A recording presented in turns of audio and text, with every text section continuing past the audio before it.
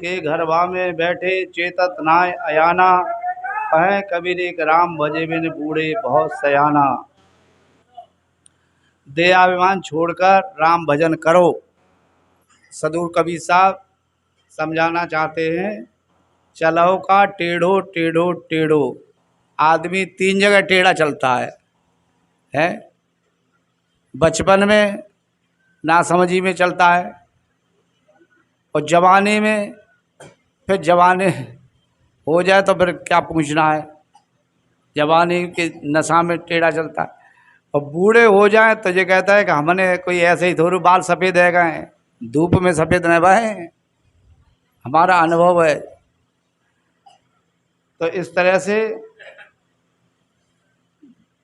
देहाभिमान अधिक करना कहाँ तक उचित है, इस पर विचार करेंगे। अर्थात किसी प्रकार का अहंकार, हम पहले ही बोले आए हैं, उचित नहीं है। इस शरीर की दशा क्या है? 10 द्वार नरक भर बूढ़े तू गंदी को बेड़ो।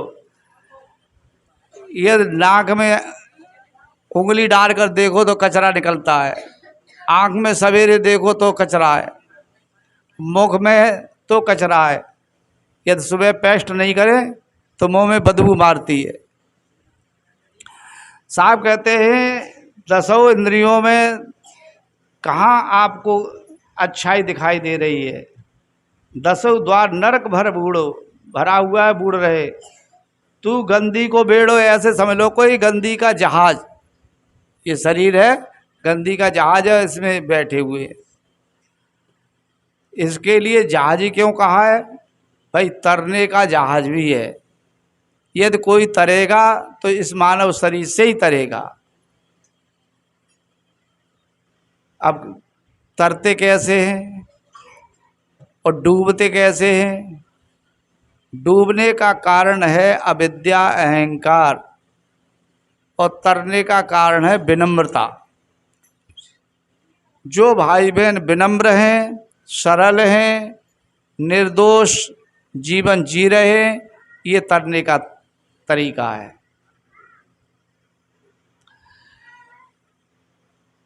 फूटे नैन हृदय न सूझे।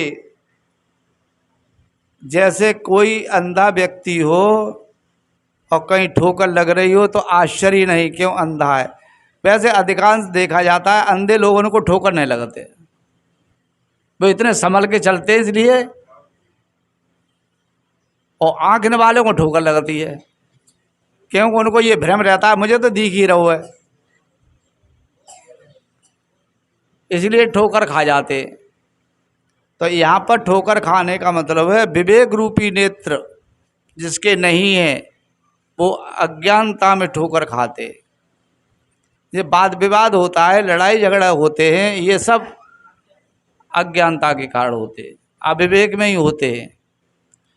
तो साहब कहते हैं मत एकौ नहीं जाने, काम क्रोध तृष्णा के माते बूढ़े मुए बिन पानी। साहब कहते हैं कोई काम में, कोई क्रोध में, कोई तृष्णा के, इनमें आदमी डूबता है। कोई पानी गहरा हो उसमें डूब जाए तो आश्चर्य नहीं, और बिना पानी के कोई डूब जाए तो यही आश्चर्य है। बूढ़ हुए बिन पानी, बिना पानी के डूब गए। पानी का मतलब शुद्ध विचार का अभाव, इसलिए विचार करना चाहिए। जो जारे तन भस्म हो दुर्गाड़े किरमिट खाई। शरीर को कितने लोग तपाते हैं? गुरुजी की कथा चल रही थी जोरियन में, बीजक सप्ताह, और वहीं एक ऐसा महात्मा आगो बान 84 धूनी लगाए ली। तो लोग वहाँ धूनी वाले को तमाशो देखे किसी का मामला है। माँ ने सोची वैसे तो हमारे पास ज्ञान तो है नहीं और हमको भी ख्याति चाहिए, मान बढ़ाई तो हमको भी चाहिए, तो उसने ये ढोंग रचाया। 84 धूनी तापने लगा, गर्मी का समय था और व्यर्थ में परेशान रहा। तो जहाँ पर कहते हैं जो जारे तन भस्म हो दुर काढ़े किरमिट खाई, शीकर स्वान काक का भोजन तन की यह बड़ाई। ये शरीर की बड़ाई क्या बता रहे हैं, ये जंगल में कहीं शरीर छूट जाए तो सियार कुत्ता जंगली जानवर उसको फाड़ के खा जाएंगे। सीकर स्वान काक का भोजन तन की है बड़ाई, चेतन देख मुग्ध नर भोरे। साहब कहते अरे भोले आदमी थोड़ा चेत ले, देख ले, समझ ले क्यों मुक्त हो रहा है।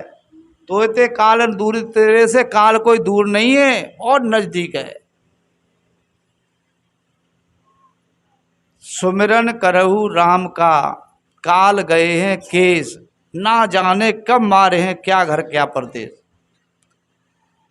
मानो काल ने बालों को पकड़ लिया हो, कब किसको कहाँ दचोक दे मार दे कोई पता नहीं। देखते ही देखते सुनते हैं कि फलानी जगह एक्सीडेंट हो गया, इतने लोग मर गए, और वहाँ हॉस्पिटल में ले जा रहे थे, हॉस्पिटल तक भी नहीं पहुँच पाए। तो इस तरह से शरीर इतना नाजुक है, फिर भी हम इतना इस पर अहंकार करते, ये ठीक नहीं है। साहब कहते कोटिन यतन करो यह तन की अंत अवस्था दूरी। करोड़ों उपाय कर लो, कितने उपाय कर लो, कहने का मतलब आदमी पैसा के बल पर ये सोचे कि हम शरीर को सुरक्षित रख सकते हैं। साहब कहते हैं शरीर को नहीं सुरक्षित रखा जा सकता है, शरीर स्वयं असुरक्षित है। जो हर क्षण बदल रहा है, परिवर्तन हो रहा है, उसको कैसे रोका जा सकता है। हाँ, इसको समझ करके अपना उद्धार किया जा सकता है। इसलिए साधन धाम मोक्ष कर द्वारा, साधना का धाम भी बताया, मोक्ष का दरवाजा बताया है। तो साहब कहते कोटिन यतन, इसकी कोटिन यतन करो शरीर को सुरक्षित रखने के लिए, नहीं रख सकते हो, अंत अवस्था धूर में मिलना ही मिलना है। बालू के घरवा में बैठे चेतत ना आया ना, जैसे कोई बालू का मकान बना ले कभी नदी के किनारे, तो क्या होगा, वो देखते देखते वो तो फैलना ही है। कितने के लोग मकान में भी सीमेंट कम लगाते, रेता ज़्यादा लगा देते तो मकान उनके ज़्यादा दिन नहीं चलते। हमें सीमेंट की बात ही नहीं है, यहाँ तो बालू के बात कर रहे हैं। बालू के जैसे घर है शरीर। चेतत ना आया ना, अज्ञानी आदमी चेत नहीं रहा है, सावधान नहीं हो रहा है। कहें कबीर के राम बजे बिन बूढ़े बहुत सयाना। साहब कहते हैं जिन्होंने अपने स्वरूप का बोध निरख परख नहीं की, स्वरूप का चिंतन नहीं किया, अपनी साधना नहीं की, तो उस भजन के बिना बूढ़े बहुत सयाना, बड़े बड़े होशियार लोग बूढ़ गए, डूब गए, चले गए। शरीर के दो स्थितियां हैं, यदि शरीर से चाहें तो भजन कर सकते हैं, सत्संग कर सकते हैं, सेवा कर सकते हैं, ये इसकी सार्थकता है, ये विशेषता है। यदि ये काम नहीं कर पाया तो सदगुरु कहते फिर शरीर की कोई सार्थकता नहीं है, फिर शरीर से भयंकर नाशवान और कोई चीज़ भी नहीं है, और कोई वस्तु नहीं है। और इस शरीर के आप स्वयं निर्माता हैं। चेतन जीव ने ही अपने कर्म संस्कार अनुसार इस शरीर का निर्माण किया है। साहब कहते हैं आप कर्ता भय कुलाला, बहुविध वासन गढ़े कुमारा, विदने सबे कीने ठाऊं, अनेक जतन कह बने कनाऊं, जठर अग्नमो दीन प्रजारी, तामो आप भय प्रतिवाली, बहुत जतन के बाहर आया तब शिव शक्ति नाम धराया। इस पद में ये इस शरीर का निर्माण पर ही चिंतन किया गया है। साहब कहते हैं कुछ लोग कहते हैं कोई बेमाता वो बनाती है। साहब कहते हैं कोई बेमाता नहीं है बनाने वाली, चेतन जीव ही अपने कर्म संस्कार अनुसार बनाता है। क्यों, इस चेतन जीव को ही इसमें दुख सुख भोगने हैं। इस शरीर में भोगने के लिए आदमी कहता है किसने देखा है, देखा नहीं है। प्रत्यक्ष आदमी अपने विवेक को खो करके, स्वार्थ में अंधा हो करके आदमी कैसे कैसे अनर्थ करता है, उस पर एक दृष्टांत दिया करते हैं। एक बार एक सेठ गांव में आए, अपने पूर्वज गांव में। गांव के लोगों ने देखा तो सेठ जी से कहा, सेठ जी राम राम साहब, सेठ जी नमस्ते, आओ सेठ जी, आओ सेठ जी। सेठ जी बैठा लिए। सेठ जी ने भी पूछ लिया, और भैया सुनाओ क्या हो रहा है, क्या करते हैं? कि करते कहाँ है, टाइम पास कर रहे हैं, गरीब लोग हैं। सेठ जी ने कहा कि हमारे साथ चलो बॉम्बे, और फैक्ट्री लगाएंगे, और फैक्ट्री के तुम मालिक होगे,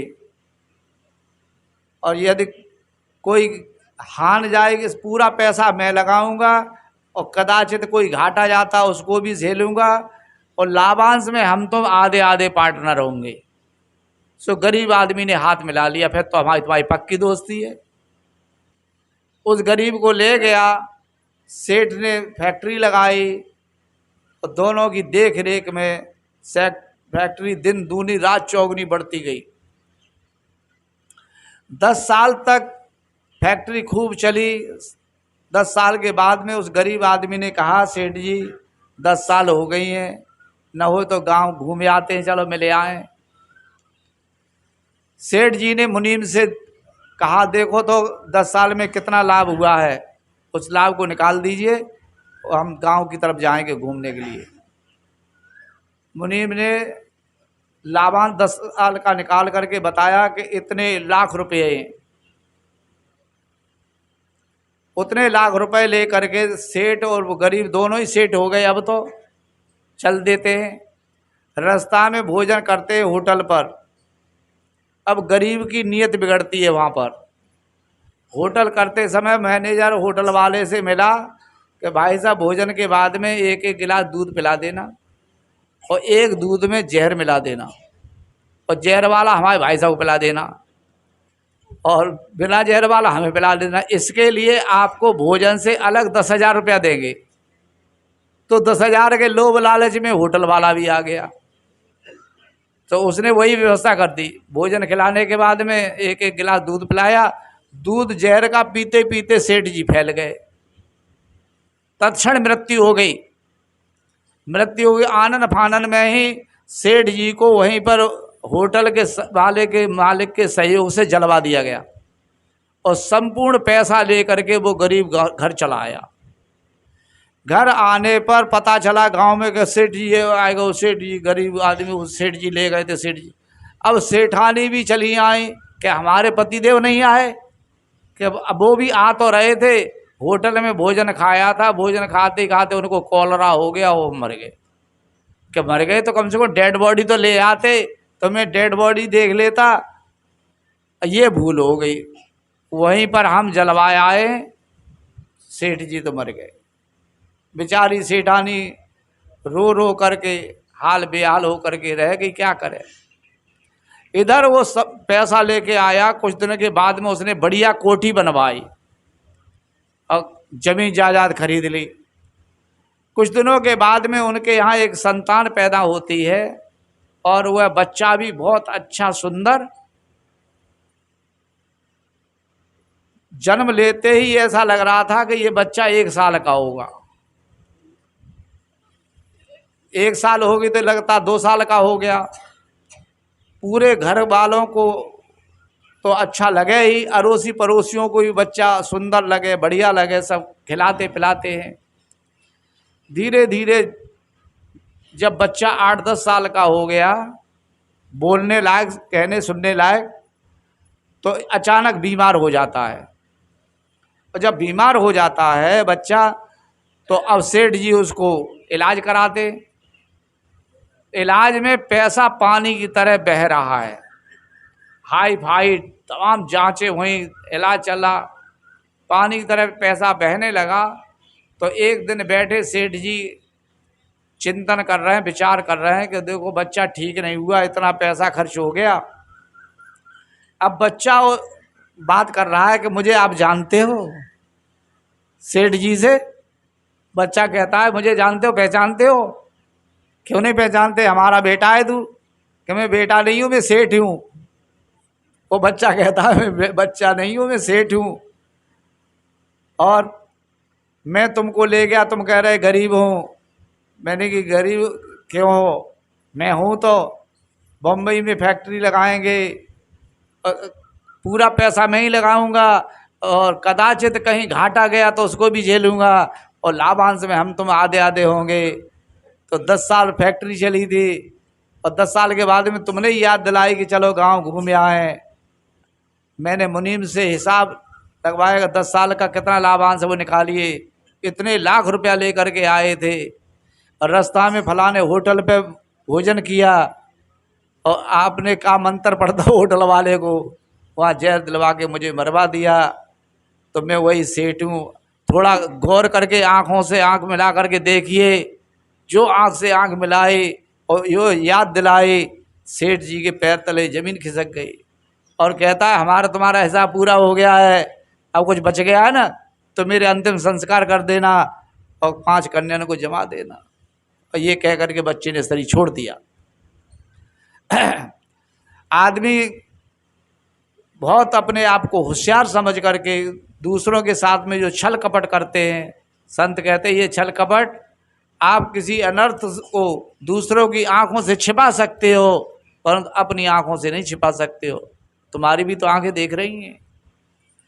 इसलिए साहब कहते हैं आपन कर्म न मेटो जाए, कर्म का लिखा मिटे धो कैसे जो यो कोट सराय। गुरु वशिष्ठ में लगन सुधायो सूर्य मंत्रिक दीना, जो सीता रघुनाथ ब्याई पल एक संचन कीना। 3 लोग के कर्ता कहिए बाल बधो बरियाई, एक समय ऐसी बने आई उन्हों अवसर पाए। नारद मुनि को बदन छिपायो किन्नो कप को स्वरूपा, शिशुपाल की भुजा उपारी आप भयर ठूटा। पार्वती को बाज न कहिए ईश्वर न कहिए भिखारी, कहें कभी कर्ता की बातें कर्म की बात न नारी। कर्म के विधान में क्षमा नाम की जगह नहीं है, चाहे भगवान हो या भक्त हो, गुरु हो या शिष्य हो। एक डाल 2 पंछी बैठे, एक गुरु एक चेला, अपनी करनी गुरु उतर गए, अपनी करनी चेला। यहाँ तो सभी भाई बहन ओरिजिनल हैं, कोई डुप्लीकेट नहीं है, याद रखें। ऐसा समझ करके अपना काम इतना पवित्र रखें। यह पवित्रता, यह निर्दोषता ही हमको शांति दिलाएगी। छल कपट ये नहीं चलेगा। यहाँ कोई भले ही कुछ मिनट घंटा समय के लिए खुश हो जाए, पर उसका परिणाम फल दुखद ही होता है। भगवान श्री राम ने ताड़ की ओट से कहते हैं पंपापुर के राजा बाली को मारा था। इस पद में वही उल्लेख आया है। वह जरा व्याध बनता है और ये कृष्ण रूप में बनते हैं। प्रवासपट्टन क्षेत्र में पैर पर पैर रख के लेट रहे थे। कहते उधर से जरा व्याध आता है, हिरण का मस्तक समझ के बाण छोड़ देता है, और बाण उनके पैर में लगता है। जहर बुझा बाण लगते ही मृत्यु निश्चित है। आवाज आहा की निकली, जाकर के देखा। जरा व्याध कहता है भैया गलती हो गई, मैं तो कल्पना भी नहीं कर सकता था कि इस क्षेत्र में आप हो सकते हैं, मैंने तो हिरण समझा था। श्री कृष्ण कहते भैया हिरण क्या, और तुम्हारा दोष नहीं है, खास बात है मेरा ही प्रारब्ध पूरा हो गया, बदला हो गया। मैंने भी तुम पंपापुर के राजा बाली के रूप में थे, मैं उस समय राम था, ताड़ की ओट से छिप करके मैंने बाण छोड़ा था, तुम्हारी मृत्यु हुई थी, इसका बदला हो गया। साहब कहते हैं आपन कर्म न मेटो जाए, कर्म का लिखा मिटे धो कैसे जो यो कोट सराय। गुरु वशिष्ठ में लगन सुधायो सूर्य मंत्र एक दीना, जो सीता रघुनाथ ब्याई पल एक संचन कीना। जिस बेटी को सौभाग्य से भगवान प्राप्त हो और उस बेटी को जीवन भर दुखी मिले, तो कौन से भगवान को प्राप्त हुई थी। इससे ये शिक्षा लेनी चाहिए आज की माता बहनों को कि हमारा भी भोग भाग जो कर्म संस्कार वो हमें मिलेगा।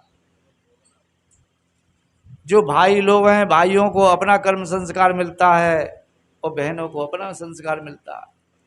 यह बात सप्तऋषि नारद जी के द्वारा जब रत्नाकर की समझ में आई तो उसका जीवन बदल गया था। एक बार संत निकल के जा रहे थे और उधर रत्नाकर ने देखा और रोक करके लूटने की प्रयास किया। अपना झोला कमंडल यहाँ रख दीजिए। संतों ने कहा भैया ये तो बहुत गलत बात है, इसका परिणाम फल बहुत दुखद होगा, हमसे देखा भी नहीं जाएगा। वह कहता हमारा परिवार बड़ा है, यदि भोगने की बारी आएगी तो थोड़ा थोड़ा प्रसाद के रूप में बांट लेंगे। संत कहते बड़ा होशियार आदमी बन रहा है। संत कहते ऐसे नहीं भोगा जाता है, भोगने के समय पर आपको अकेले भोगना पड़ेगा। और ये अनर्थ का किया हुआ धन परिवार वाले नहीं, पड़ोसी और रिश्तेदार भी उसमें को खा सकते हैं, ले सकते हैं। यदि इसमें तुमको कदाचित संदेह है, कोई भ्रांति है, तो अपने परिजन और प्रियजनों से पूछ सकते हो। उसको अपने परिवार पर इतना विश्वास था कि भला मेरे खिलाफ कोई वो चीपू नहीं कर सकता है। और संत कह रहे हैं आप पूछ सकते हो, जाकर के पूछ लो। रत्नाकर कहता है हम पूछने जाएंगे तब तक महाराज आप खिसक जाओगे, फिर हम किसको लूटेंगे। ऐसी बात है तो संत कहते हैं आपको हमारी रामचंद्रिया से पेड़ से पीछे हाथ करके बांध दो, आप आ करके खोलोगे तभी खुलेंगे, नहीं तो बंधे रहेंगे। संतों को कहते हैं रत्नाकर ने पेड़ से बांधा और बांध करके जा करके घर पिताजी से पूछा हमारे किए कर्मों के परिणाम फल में आप सहभागी बनेंगे पिताश्री के नहीं। पिताजी कहते बेटा ऐसी बात हमने तुमको कभी नहीं पूछी, आप क्यों पूछ रहे हो। आपने नहीं पूछी, ये आपकी उदारता थी, समझदारी थी, पर हम पूछ रहे इसका जवाब तो देना ही पड़ेगा। आप आज़ाद हो, स्वतंत्र हो, जैसा जवाब देना चाहो दीजिए। पिताजी कहते हैं बेटा हमारे किए कर्मों का परिणाम फल हम भोगेंगे और तुम्हारे कर्मों का परिणाम फल तुम भोगोगे, ये संसार का नियम है। कि ठीक है बस हो गया काम। माताजी श्री से पूछा माता श्री आपके क्या ख्याल हैं, हमारे किए कर्मों के परिणाम फल में आप सहभागी बनेंगी क्या। माताजी कहती हैं बेटा तुम्हारे पिताजी ने कहा है, बहुत सटीक कहा है, मैं उनके विचारों का तहे दिल से स्वागत करती हूँ। ठीक है। जा कर के अपनी पत्नी से कहा तुम हमारी धर्म पत्नी हो, क्या हमारे किए कर्मों के परिणाम फल में आप सहभागी बनेंगी। पत्नी कहती हैं पतिदेव हमको पता ही नहीं आप क्या करते हो, तो आपके कर्मों में सहभागी मैं कैसे बनूंगी। और घर पर मैं काम करती हूँ, आपको भी पता नहीं है भला सब कामों का, तो आप कैसे सहभागी बने। ठीक है बस। रत्नाकर का हृदय बदल गया और जीवन बदल गया। लौट के जाता है, संतों को खोलता है पेड़ से और चरणों में गिर करके प्रणाम करता है, कहता है गुरुदेव आपने जीवन बदल दिया, दीक्षा दीजिए। कहते हैं उल्टा नाम जपा जग जाना, वाल्मीकि भय ब्रह्म समाना। वह दिन दहाड़े लूटपाट करने वाला सख्त रत्नाकर आदि कवि महर्षि वाल्मीकि के नाम से जाना गया, जीवन बदल गया। ये संतों का संग का प्रभाव होता है। और इतना ही नहीं, उसने इतना अध्ययन किया 24,000 वैदिक संस्कृत में श्लोकों की बृहद रामायण की रचना की।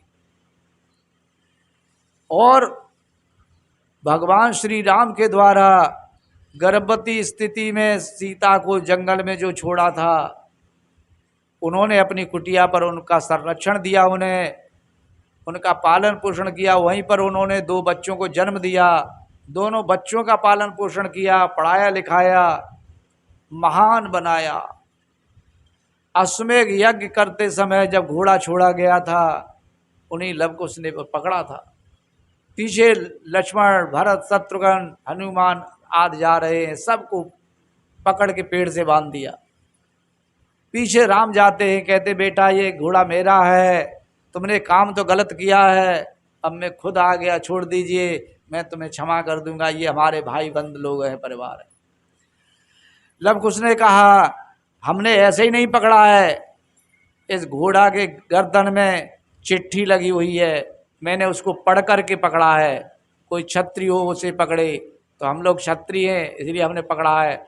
आप धनुष बाण उठाइए, युद्ध होगा, युद्ध में आप हमको परास्त करके ले जा सकते हो, अन्यथा नहीं।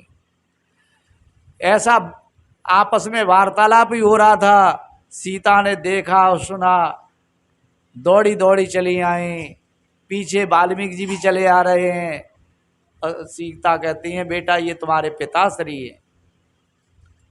ऋषि जी कहते हैं, वाल्मीकि जी कहते हैं बिल्कुल माता जी ठीक कह रही हैं। जब पिताश्री का नाम सुना तुरंत ही घोड़ा को छोड़ दिया और श्री राम के चरणों में प्रणाम किया। एक बार भी यदि सीता दुखद घटना लव कुश के सामने प्रकट कर देती तो आज घोड़ा छोड़ने का चांस नहीं होता। इस दृष्टांत से भी हमको गृहस्थी में माताओं को शिक्षा लेनी चाहिए। कदाचित कभी पति पत्नी के बीच में अनबन हो जाए, उस घटना को बच्चों के सामने नहीं दोहराना चाहिए। उसका प्रभाव बच्चों पर दुष्प्रभाव पड़ता है, घृणा होगी, द्वेष होगा, आपस में बच्चे भी राग द्वेष की आग में जलने लगेंगे। इसलिए अपने में संभालने से अपनी भी बीमारी जल्दी खत्म हो जाएगी। विचार करना चाहिए, विवेक करना चाहिए। हर समय घटनाएं नहीं रहती हैं, एक सी बदलती रहती हैं, विचार बदलते रहते हैं। तो इसलिए करो विचार तो सब दुख जाई। सदगुरु कबीर साहब कहते हैं यदि आप भी विचार करो तो आपके जीवन के दुखों का अंत हो जाएगा। प्रत्येक भाई बहन को विचार की आवश्यकता है। सत्संग से यही संबल मिलता है, इसलिए हमें सत्संग सुनना चाहिए। हर समय सत्संग नहीं मिल पाता है, ऐसी स्थिति में सदग्रंथ रखना चाहिए। सदग्रंथों को पढ़ने से भी हमको ऐसा लगता है सत्संग हमको मिल गया। संत चुन चुन करके बातें सदग्रंथों में लिखते, सदग्रंथों से बहुत बड़ा संबल मिलता है। कहते वेद सत्संग हर वक्त करते रहो तो किसी दिन स्वतः ज्ञान हो जाएगा। बच्चे लोग स्कूल में जाते हैं, उनको भी पुस्तकें मिलती हैं पढ़ने के लिए। धीरे धीरे पढ़ते पढ़ते, लिखते लिखते पढ़ने का बोध होता है, लिखने का बोध होता है, समझ प्रज्ञा जगती है। इसलिए आध्यात्म की गहराई में जाने के लिए पारक सिद्धांत के सदग्रंथ बहुत जरूरी है। जो पढ़े लिखे हैं वो तो पढ़े ही, और नहीं पढ़े लिखे उनको सुनना चाहिए। पढ़ने वाले पढ़े लिखे लोग हैं वो पढ़ के सुनाएं, और अनपढ़ आदमी है या पढ़े लिखे भी हैं तो और लोग बैठ कर के सुने, तो कभी कभी ये भी सत्संग हो जाता है। सत्संग का ये भी तरीका है। सदगुरु कबीर कहते हैं नित खरसान लोहा गुण छूटे, नित की गोष्ठ माया मोह टूटे। जैसे खरसान पर रखने से काई लगी हुई जंग, चाकू छुरी आदि पर जंग छूट करके धार निकल के आती है, इसी तरह से नित्य की गोष्ठ माया मोह टूटे। नित्य प्रकार गोष्ठी कहते हैं सत्संग करने से माया मोह अज्ञानता टूटता रहता है, छूटता रहता है। इसलिए हमें सत्संग करना चाहिए, शंकाओं का समाधान करा लेना चाहिए। जब जब कभी कोई संत अच्छे विवेकी पारखी मिले तो उनसे पूछ लेना चाहिए। सदगुरु कबीर कहते हैं जाना नहीं, बूझा नहीं, समझ किया नहीं गौन, अंधे को अंधा मिला अब राह बतावे कौन। यदि जानते नहीं है तो कोई आश्चर्य नहीं, कोई पूछ लेना चाहिए। अफसोस तब है जाना भी नहीं और बूझा भी नहीं, समझ किया नहीं गौन, समझ करके उस पर गमन नहीं किया, आचरण में नहीं लाए, अंधे को अंधा मिला, राह बतावे कौन। साहब कहते विवेकहीन व्यक्ति को यदि विवेक ही नहीं मिला तो कौन रास्ता बताए। कहानी रोमांचक तब है, एक बार 10 आदमी निकल के जा रहे थे यात्रा के लिए, नदी पार होकर के आपस में अब गिन रहे हैं 1 2 3 4 5 6 7 8 9। अरे भाई एक कोई खो गया, एक कोई गायब हो गया। 10 ने गिना, सबको यही विश्वास हुआ एक आदमी खो गया कर।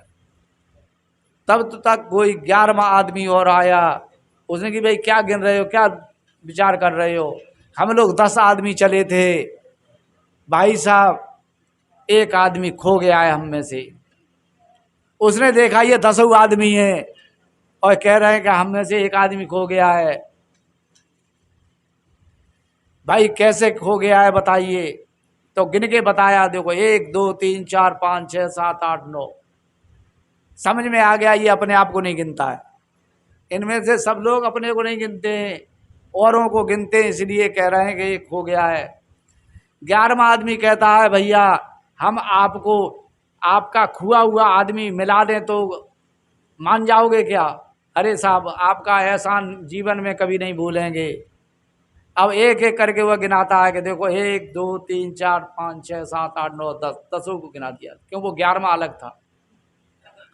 बोलो भाई साहब आपने बड़ा उपकार किया, हमको मिला दिया हमारा खुआ हुआ आदमी। इस तरह से आदमी अपने आप को भूल रहा है। औरों को तो संभाल लेते हैं, अपने को नहीं संभालते। अपने आप का बोध ही नहीं है कि हम कोई हैं क्या। साधारण आदमी की बात छोड़ो, बड़े बड़े प्रकांड विद्वान लोग हैं, उन्होंने भी अपने आप को नानत परचिन अल्पं किंचन कहा है। हम तो कुछ है ही नहीं, जो कुछ है सो ऊपर वाला वो ही जाने, वो करे सो ही होगा। जो सब कुछ है उसको ना कुछ हो कुछ नहीं कहा है, वो जो कुछ नहीं है उसको सब कुछ कहा है। यही अविद्या है, यही अज्ञान है। इसलिए आज दूसरा दिन है, कथा समापन की ओर है। आपने बड़े ही ध्यान से प्रेम से शांति का परिचय देते हुए कथा का रसपान किया। इसी तरह से आरती ला रहे हैं तो लियाने दो, कोई बात नहीं।